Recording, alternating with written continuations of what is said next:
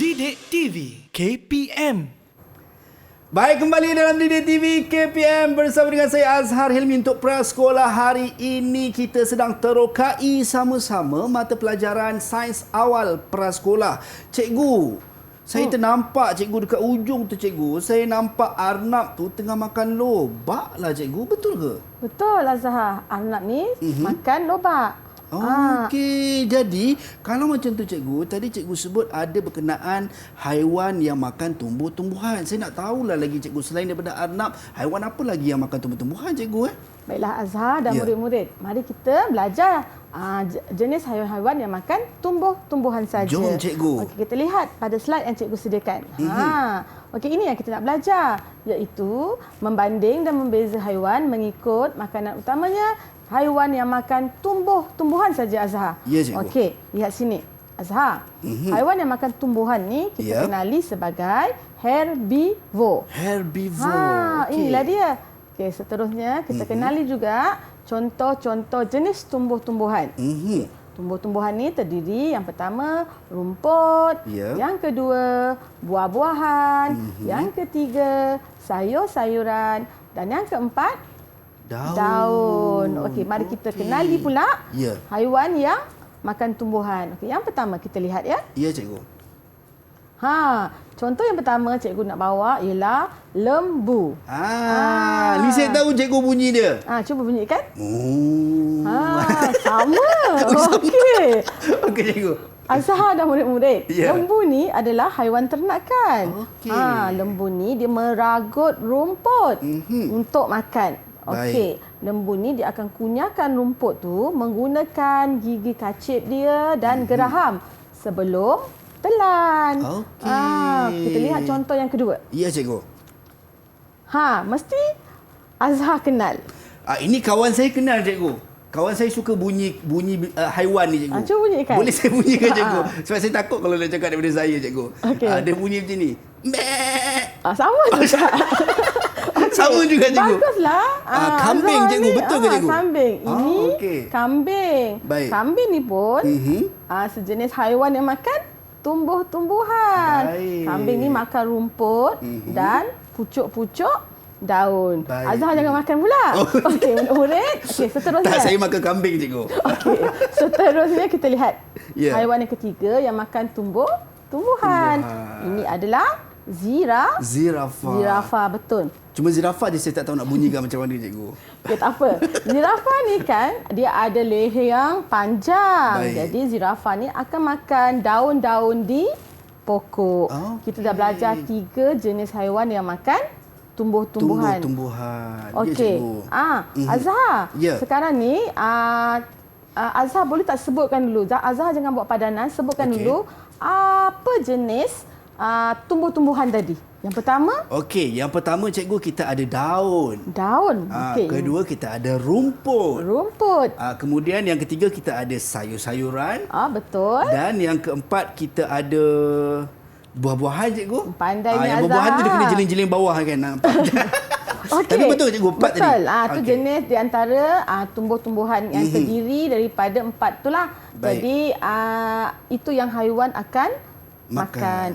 Okey, dah sebut jenis tumbuhan. Sebutkan cikgu pula 3 contoh haiwan yang makan tumbuh-tumbuhan yang kita belajar tadi. Yang pertama. Cikgu, saya nak sebut kan saya tampal. Saya tak sabar nak tampal. Sebut dulu. Sebut dan bunyi. Okey.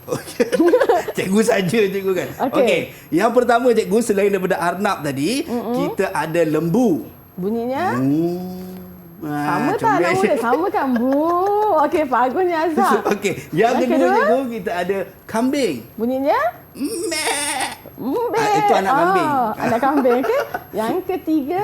Yang ketiga, zirafah. Zirafah ni yang kita tak tahu bunyi tadi kan? Kedukuk. Dia berjalan, cikgu.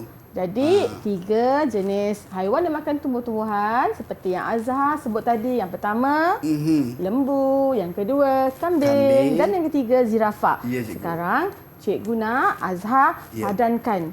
Lihat gambar, ada 3 gambar di hadapan Azhar. Boleh tak bantu cikgu dan murid di luar sana untuk padankan nama perkataan dengan gambar. Dengan Untuk betul. ketiga-tiga ni, cikgu? Ya, yang pertama tu gambar apa Azhar? Okey, saya mewakili kawan-kawan saya, adik-adik saya dekat rumah, cikgu. Yang pertama, cikgu, yang ni saya tahu, cikgu. Adik-adik tanduk, cikgu. Paling suka kan? Yang paling suka. Kawan saya lah paling suka. Ini kambing, cikgu. Kambing.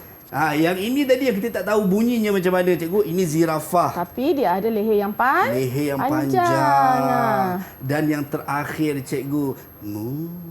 Lembu, cikgu. Lembut dia bunyinya kan.